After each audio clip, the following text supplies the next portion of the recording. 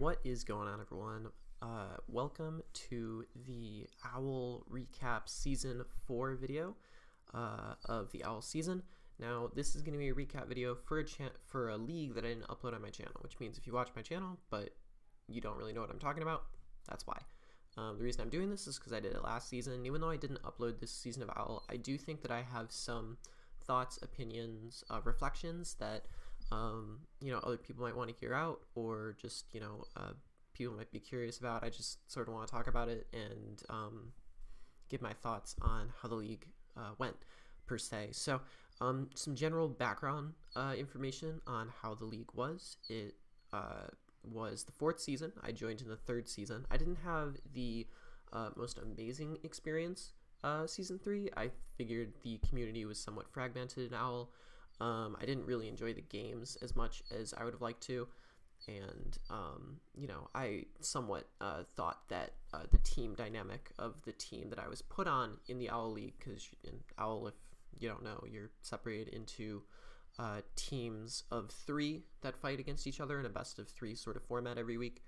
And it was just sort of iffy for me. And I came back in season 4 hoping to rejuvenate myself and my perception of Owl, and I think I did that. And I'm going to explain sort of my thoughts on the league and my more positive perspectives on the league as I've taken part in 2 now, and as the season's progressed, how I think that the season has improved, and my continued criticisms of it at the same time. So that's what this video is going to be about, sort of my thoughts. I'm going to first do the first half of the video on Owl itself, so certain forms of management, certain rules, things like that.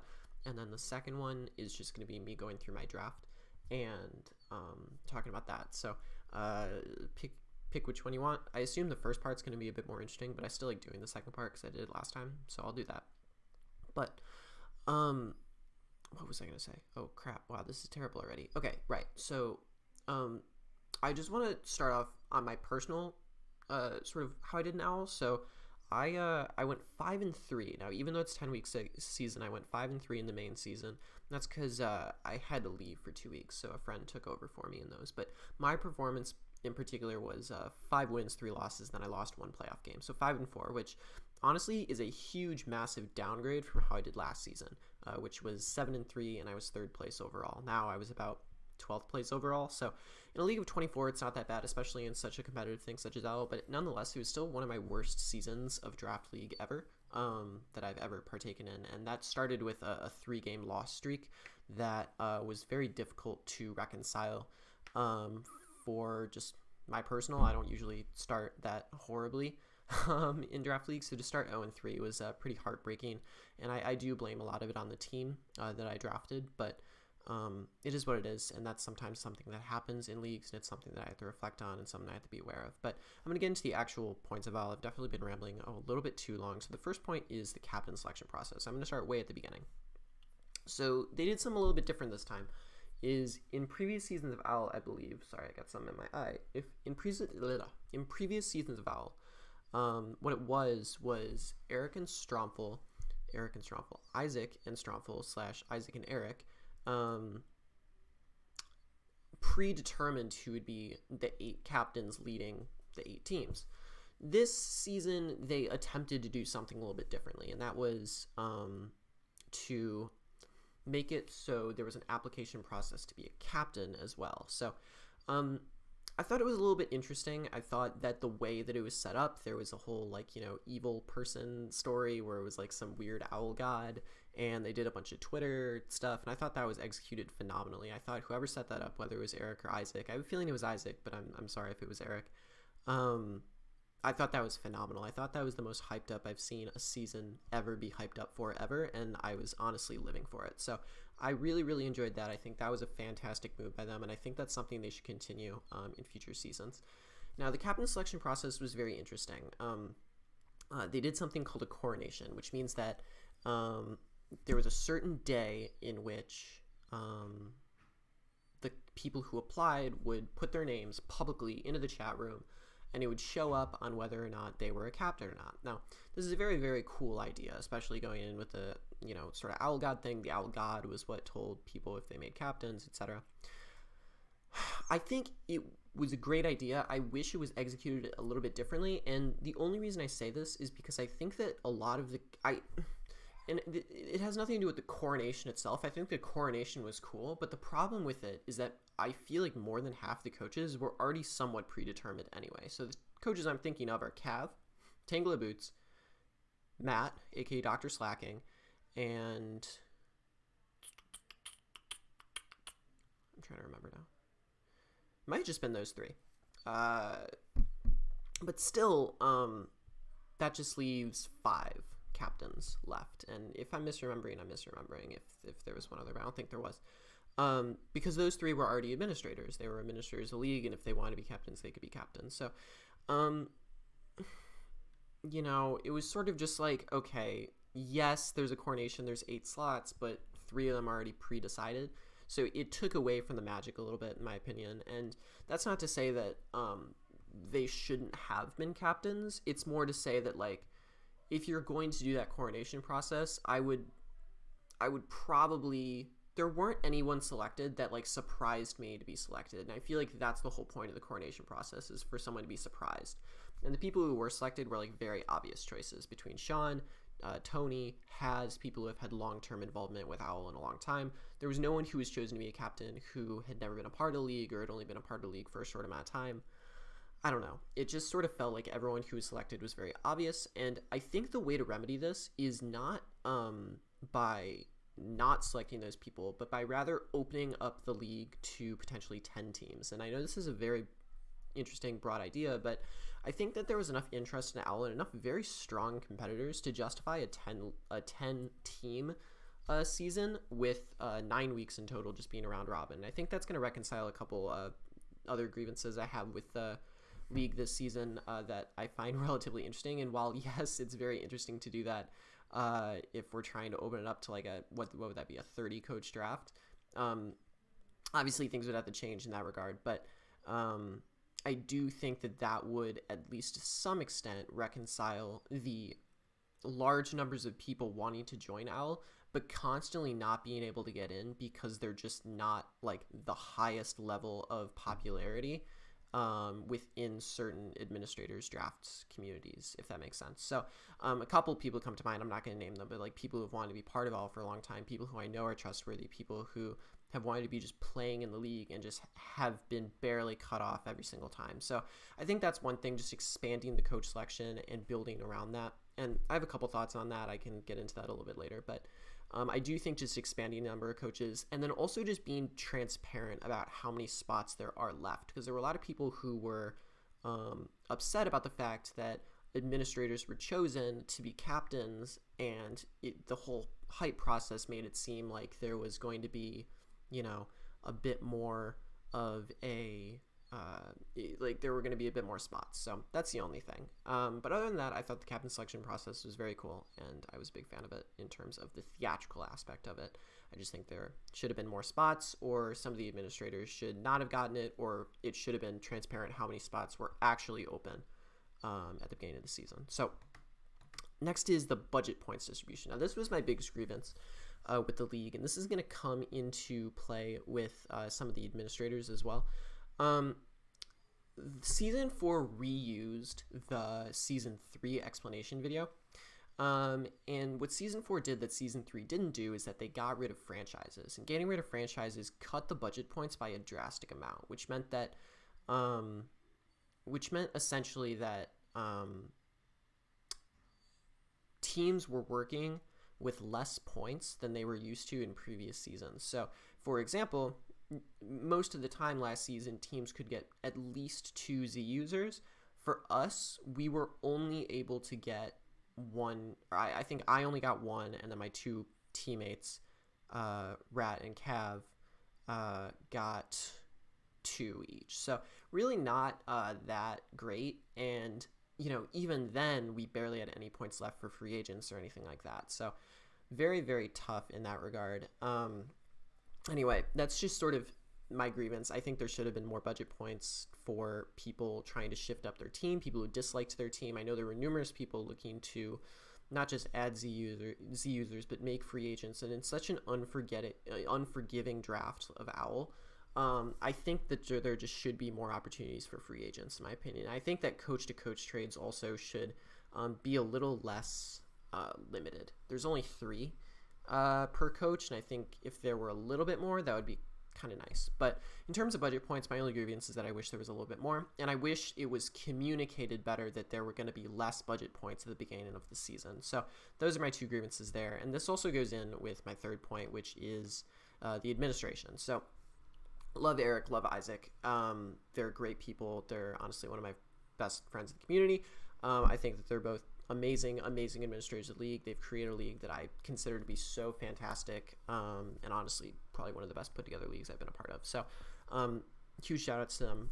My only criticism, which I was getting to earlier, is that I think particularly in the beginning of the season, they could have been a lot more transparent with what is going on.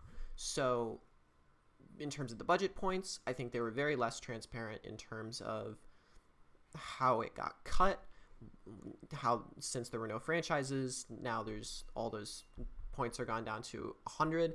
I think that was something that wasn't necessarily cleared up upon that well. I think something else was the draft in particular. So they sort of just sprung a start date for week 1 upon us, and it just like was not possible in the draft. So they were like, we're starting next Monday, we're speeding up the draft super fast. And it was like, okay, that's fine, but like you didn't really tell us like it was going to start this soon. Like usually draft happens, if it ends on like a Tuesday, it starts the week following, and that's what it looked like the draft was going to end on. So definitely very interesting there. I wish that was a little bit more transparent in terms of just putting out a calendar there, in terms of when is week 1 starting, when is the draft starting, when is there going to be, certain time slots, etc. And just putting out a more particular calendar in that regard. And then also just in terms of communication, in terms of how trades work. One thing that I wanted to do was trade Comeau to someone, which was a mon I had that was a Z user. But in trading that Comeau, if I were to trade it, I would lose the 15 points I spent for its use of a Z. So I wouldn't be able to Z anything else, which is something most leagues allow, right? If you trade a mon that's your Z-mon, the mon that you get back becomes your new Z-mon. But in this case it wasn't, and that's something that was just not, in my opinion, well articulated. It was another thing I had a complaint with last year in terms of they didn't ban Munium Z, and then I drafted Mew, and then they were like, you can't have Munium Z, and I was like, but you didn't say that, and they were like, sorry. So there's just a few things that could be more transparent that I think could be improved on by the coaches, but otherwise, or by the administration, which is fine. That's just sort of my take on it. So the next point is the community. The community was vastly better, I think, here than last year. There was significantly less drama. There was significantly less clicks, per se. I think that even though there were certain teams, the great part about it was that every team or every coach, with the exception of maybe one or two, in my opinion, which I'll just be transparent, were Swexit and NDM, I think is the name of them, were all people who were not pre-friends, whatever. They created their team to meet members on their team. Sean picked Sip and Lazy Ghost at the time, two people he'd never known. Cav picked me and Rat, two people who he's never really worked with but wanted to work with us. Elliot picked Arctic and Shay, people he's heard of but has not worked on, in particular with. Has chose Checkmate, and I know those two aren't necessarily in the same community, so there were a lot of great parts about it. Troy made an effort to choose people who were relatively underrepresented, etc. So I think that was absolutely fantastic and benefited to the help of the community itself, in that all the teams were mixed up, and that meant that the community as a whole was mixed up. And that was my whole thing that I said last time in my post season 3 video is that the reason the community in OWL isn't as great, in my opinion, is because the teams are so fragmented into their own little cliques. And that was something that was completely dissolved this season. I was very happy about it. So I hope that's something that OWL can continue to encourage, not only to mix up, who you're putting on the team at the same time, not to have the same teams repeat season to season, but also to bring in new people to the league, bring in new faces. So I think that's something that I would greatly encourage the OWL teams to keep up. And other than that, the community was absolutely fantastic. Everyone was nice. There was no one who I disliked. It was really good. So that was the community. That was the biggest plus in season 4, in my opinion. I think that was the biggest improvement. So suggestions for the future. This is where I'm going to go into my thoughts on why there should be 10 teams the next time. 1 is that I think there's more people that deserve to be coaches. 2 is that I think there's more people that deserve to play. And 3, I think that 10, I think it's just time. Like, I think like OWL has been this same number for so long that I think it should expand into a large number of coaches. Now, this does give somewhat of an issue with how do you do a draft with 30 people. I think one solution is just to cut the teams down to teams of 10. It's something the WBE did this season. It seemed to work relatively well. And then, in doing so also, provides looser free agenting abilities with teams, given that it is a 30 coach draft. But I think that the benefits of having more coaches greatly outweighs the possibility of a few, iffy teams. And I think, some teams not having a dragon type, some teams not having a fairy type, that's inevitable in the status quo anyway. So, I just think 30 teams would be great because there's so many people I know who really, really want to be a part of this league.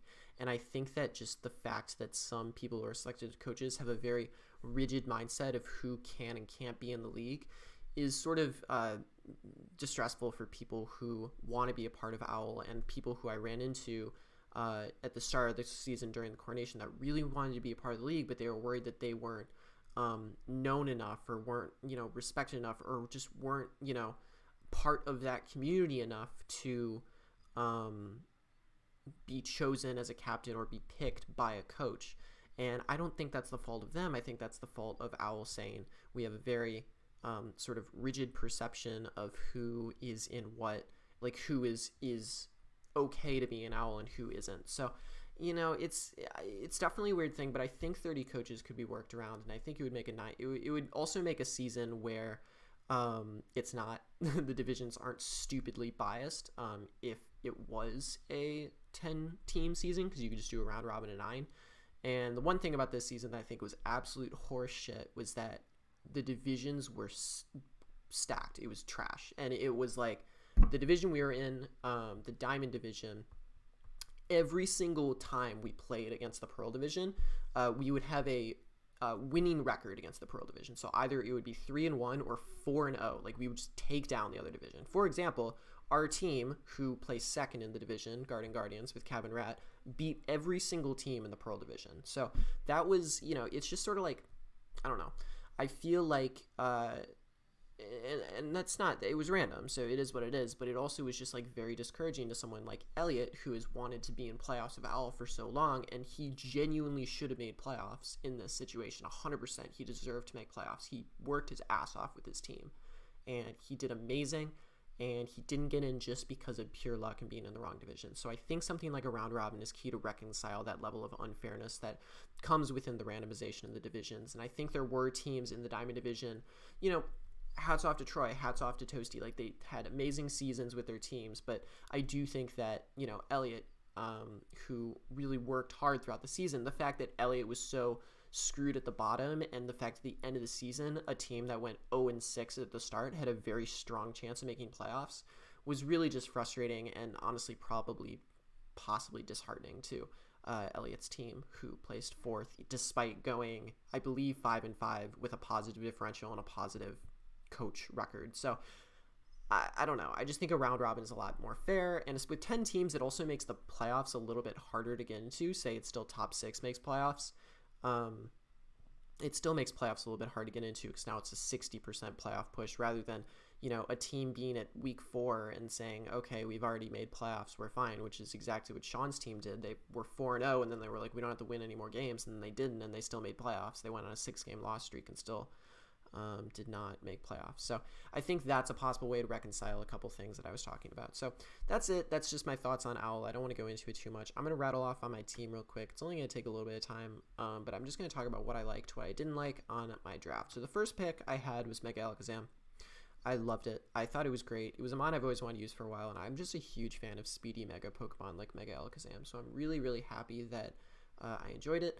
I loved letting it be bulky with Recover, etc. There were a ton of teams that lacked Dark types, which meant at Mega Alakazam really went in. One matchup that I really, really wish I played that my replacement while I was gone, Steven, played was against Alan, who just did not have a Psychic Resist. And I felt like I could make a fun Mega Alakazam set that could work against that matchup, but I digress. But I just thought Mega Alakazam was fantastic. If you're ever in a league that's spread thin, I think fast Megas are perfect because you never have to run any speed on them, and they can be just run with bulk. So I ran Mega Aerodactyl last year and Mega Alakazam this year. Loved both of them. So Mega Alakazam was phenomenal. Comeau was a little bit iffy. I thought it was very hit or miss. I felt Comeau it always just wanted to run Dragon Dance, and if it didn't run Dragon Dance, it was just like bulky 4 attacks or bulky 3 attacks plus rocks, which is fine. I just don't think it was like amazing by any means. It did force a lot of prep in many areas, but I also felt that its role as a bulkier mon was a little bit not as good as I would have thought it was. I would have preferred something along the lines of Salamence, or specifically Garchomp is a mon that I really like. To play that bulkier role instead of Comeau. Despite having a large array of moves, I felt that even with the Z Crystal, it didn't hit as hard as I would have liked it to, absent to boost. So, but overall, I did still like Comeau. It went off in a few games. I believe it was my kill leader, if that says anything. So, it was fine. I enjoyed it for what it was. I don't think I would ever draft it again unless it was like, I don't think I would ever draft it as high as I did again. Ever. So maybe somewhere around like round 5 or 6 of a league, but definitely not round 2 because I think that was a little bit too early for it, but still liked it nonetheless. It did get a bunch of kills, which is absolutely fantastic. Greninja was also kind of iffy for me. I really liked it in ABC Season 2, and I kind of changed my mind this time around. It doesn't hit as well as I wish it did, and it can't afford Water Shuriken as much as it was really able to. I think it was okay, and it was definitely able to save me a couple times. For example, I had a game against Haz where I just lost to Landorus absent a Water Shuriken Greninja, so that was really cool. But I feel like it's really just there for its speed. It was pretty shitty at setting up hazards like spikes. It was pretty shitty at taking any hits at all. It's very much a glass cannon, and I don't like to think of it as such, but it very much is. And I think once again I picked it too early, and I that's it. I think the round 3 spot would have been much better served on getting a Defogger, Stealth Rocker, or something like that. Because one of my biggest problems with my team was that I lacked Stealth Rockers. I had 2 Metagross and Comeau, which neither of which wanted to be Stealth Rockers, and I had 1 Defogger and Silvally, and Tornadus. So I think spending round 1, round 2, round 3 on those sort of like hazard control really, really helps, because I found myself struggling, and it bit me in the ass for the rest of the league. If you don't get a good draft at the start of Owl, especially how cutthroat the point selection process is, which is something I think should change, you're really screwed, which is really unfortunate. I think that free agenting rules should be a lot more lax. So anyway, that's not what I'm talking about right now, but that was Greninja. I just thought it wasn't as good for what it was. It's definitely not an amazing dark type, but it's an offensive water. It's cool. I don't know. It was basically just there for speed. I don't really know how I feel about it. This definitely has made my opinion of Greninja go down, because there were just some matchups where I just didn't see myself bringing it. And for a round 3 pick, that should never be the case. Metagross, I love Metagross. I picked it last season. I picked again this season. Just there for rocks. Just there for priority. Just there for hitting hard. Worked absolutely perfectly. I still sort of like Bronzong a little bit more, because I think it's a little bit more reliable of a stealth rocker, and it's pretty solid. But I figured Metagross in this instance was a lot better, just for the speed a little bit lower than Comeau and the priority. And I just a lot of teams really couldn't switch into it, so I didn't mind Metagross at all. I wish I could have run some more interesting sets on it. I wish I could have run a bit more offensive sets like agility weakness policy, but given the fact I had no stealth rockers, I really had no choice in terms of how I ran Metagross. So I think my thoughts from last time still maintain the same.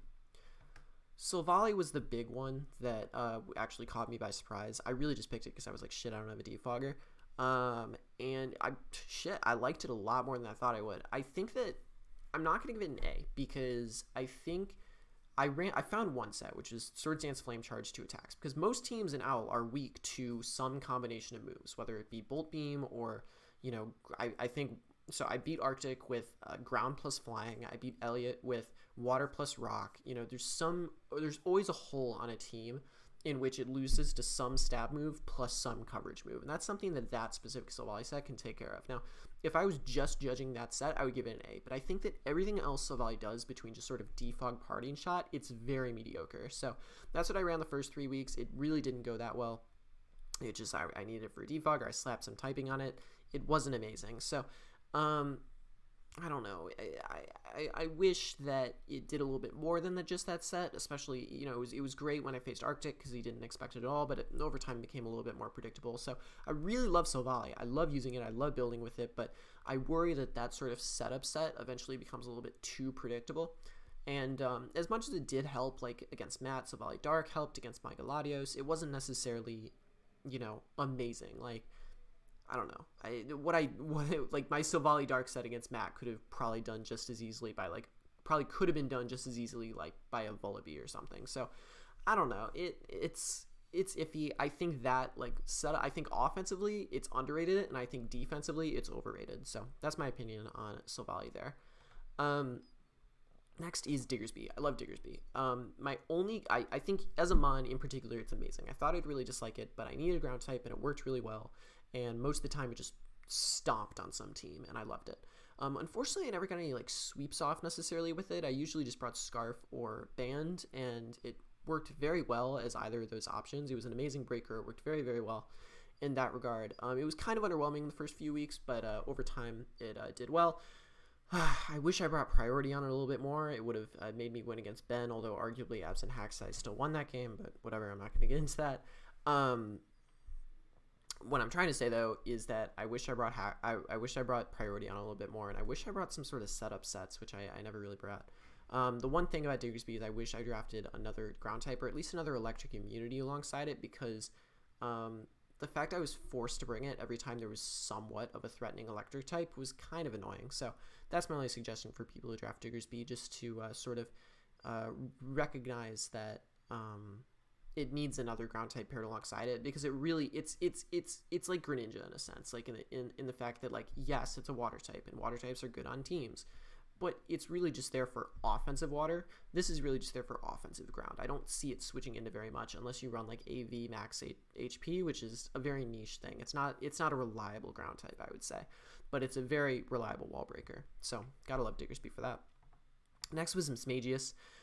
Don't have much to say about Mismagius. I thought it was going to be better than it was. I wish that it went in a little bit more often. There were a lot of teams that didn't have normal types, didn't have dark types, and I thought Mismagius would go in against them, but it really just can't break especially defensive walls. But things like Taunt, Pain Split is pretty nice, but just the fact that, Shadow Ball is only base 80, Mismagius is base 105, which is good, but not amazing, means that, despite having Nasty Plot and Calm Mind, it can't really often take a hit to set up more than once, and it can run sub taunt or something like that, which I found somewhat useful sometimes, but I wish it was a little bit stronger, hard hitting. I wish I didn't feel like I needed to run setup on it, because there were some weeks where I was like, I wonder if I can run Specs or Scarf, and it just it never felt like I was able to. It always felt like it was forced into a setup role, and maybe that was just the way my team was constructed, and I still have to think about that, but I do think that Mismagius was somewhat a little bit one-dimensional, and I wish it was a little bit less so, but it was still fine for what it was. It gave me an offensive ghost type, and I don't regret drafting it. I'll probably pick it up some other time. Tornadus Incarnate was the biggest disappointment of the draft by far, hands down. Horrendous, horrible. I'm sorry, Tornadus. I'm very sorry. This way, I'm very sorry, but it was bad. It was so bad. It missed Hurricanes. I thought it would have decent matchup. It was a horrible defogger. I tried to bring it sometimes for defogging. It was terrible. I tried to bring like a bulk up acrobatic set. Also horrible. Terrible. Can't do that either. It just doesn't have a bulk to like set up, and it doesn't have regenerator, so it can't like heal back up. So once it takes like one hit, it's like it's dying next turn, and it's like if you miss your first hurricane, well shit, that you just wasted Tornadus. And while it does have decent coverage, absent a Z move, which is I just couldn't have because once again how strict the owl rules were.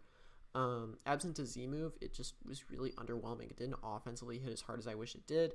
It wasn't able to regenerator off something like Life Orb damage. It wasn't able to set up that well. I was just really unimpressed by it generally. So I wish I drafted something else. I wish I picked something literally like Swellow. Like I wish I picked Swellow in this spot, deadass. So is what it is though. I think I could have picked up Swellow in this spot, but I was like Tornadus is better, but it really wasn't. But that is what it is. You live and you learn, and that's Tornadus. I don't think I'll ever pick it up again, ever. Sorry. Next was Alolan Ninetales. Alolan Ninetales was very hit or miss for me. I only brought it to 2 games, and in both of those games, it had insane offensive matchup. I never brought Auroraville though because I thought it was a waste of time, given that it like sets up Auroraville once, and I didn't have any like hardcore setup sweepers. I mean, maybe Diggersby, but like I didn't have any like bulky setup sweepers, so Auroraville wasn't that great for me. I think it's overrated. I think it's a very overrated mod. I think people who put it in tier 2 are insane. I think offensively, anything with an 81 special attack stat does not have any right to be in tier 2 in my opinion. It doesn't matter how broken Auroraville is. It doesn't impress me. I didn't feel like it was something I could reliably bring to every game, which is why it only came to 2 games. And even though it got 5 kills against Matt and worked pretty well, you know, it's also something that like most other fairy types could have done. I don't know how to say it. Like Ice Fairy is a very unique typing, but also like I don't know. I just wish it had a higher special attack stat. It just didn't hit hard, and I would always try and pick it. I would always have to run some like hidden power ground for steel types. If a single mon had bullet punch, I mean shit, I didn't know what to do with that. Like it was just like it was really hard to build against. So it was a little rough. I don't know if I'll ever draft it again. I don't think I will. Delphox, I'm literally going to say nothing on. I picked it up in replacement for Quillfish, which I'm going to talk about after this because I actually used Quillfish more than Delphox, ironically, despite me frantically trying to free agent Quillfish all the time because I fucking hated it. I didn't actually use Delphox. I was going to bring it against Flo, and part of me wishes that I had now in hindsight because it would have helped me against Conkeldurr. That being said, I didn't, and it is what it is. I only brought it against Eevee, I believe, and it barely even hit the field. So I don't really know what to say about it. I might try it again because it looks interesting, but it's actually one of my favorite Gen 6 designs. It's actually my favorite Gen 6 starter, believe it or not. I like it more than Greninja, which I know people hate me for, but I think Delphox is awesome. I think it's one of the cooler designs in Gen 6. So I don't know. Sue me. Next mon is Quillfish. I fucking despised Quillfish. It was horrible. I brought it to both games. It did absolutely nothing, and it looked like it was supposed to do absolutely everything. So, you know, it had to be Spike Sport. It had to be Thunder Wave. It had all these tech options with Taunt and Waterfall, but it didn't hit hard. It couldn't take a hit. It was just, like, awful. Like, I just didn't like it. It was terrible. And I tried to free agent it away. No one would want it, so I used, like, the one spot I had to get rid of it for Delphox, which was great because I didn't have a Fire type originally, but, it was terrible. It can't do anything. It can't hit hard. It's like, sure, it can get a taunt or a Thunder Wave off, but then afterwards it dies. So it's like, I don't know. Maybe I should have run it with like D-Bond or something, but it was just like, it wasn't fast enough to be amazing. It wasn't hard hitting enough to be amazing. Didn't have that great coverage either. I don't know. Just, it's spike stacking. I would have rather had something like Garbodor. So that's Quillfish. And then Vikavolt is, I'm not really saying anything because I wish I used it more. Like, this is the one mon on the team where I was like, man, I wish I brought this more often. Like, Tornadus, Ninetales, Delphox, I understand why I didn't bring them. Just in terms of, I wish I brought Delphox more, but I just didn't have the opportunity to. Vikavolt, I did have the opportunity to. I just neglected to bring it the first 4 weeks, and maybe the first 3 weeks. But I only brought it, I believe, week 4 and week 5. Never again. And it worked pretty well. In fact, I think Vikavolt's the only mon on my team that had a 100% win rate in terms of when I brought it in a game. So that was cool. I wish I used it more. I used it sort of like as a defensive roost hard hitting set. But I wish it probably had agility. I wish it could have had a Z move. I wish I brought it bulkier. I wish I did bring it bulky, but I wish I brought maybe a Roost Toxicking set. But in terms, it's really just hard hitting. It's insane how hard this thing hits. So I will probably draft this mod again. The only issue with it, like I said, and it's something that really, really screwed me over, is that it's not a flying resist. And when your electric type isn't a flying resist, you just lose to flying type. So I lost to Mega Pinsir straight out from Rob. I know Steven lost to Staraptor straight out just because of that.